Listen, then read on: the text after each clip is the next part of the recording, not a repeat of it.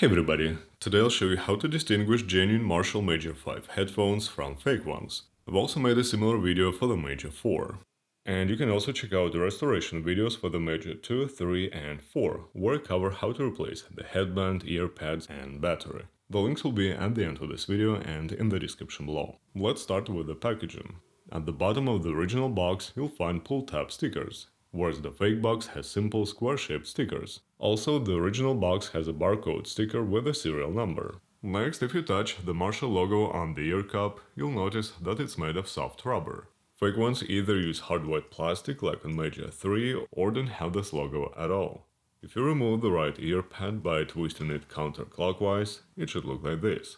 Over here on the plastic, there should be a QR code print. If you scan it with your phone, you should see the same serial number as on the box's barcode sticker.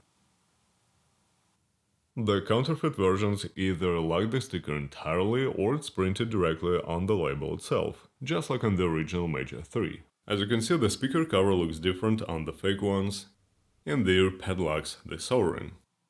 Lastly, when you turn on or off the original headphones, you'll hear a short guitar riff.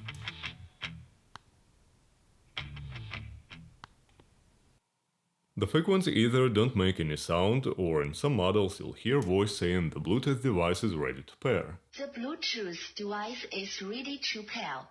So, to summarize, if there's no guitar riff, no O-ring on the ear pad, or if the QR code is missing or doesn't match the sticker on the packaging, it's best to avoid buying those headphones. The link for the original Major 5 and some accessories will be in the description below.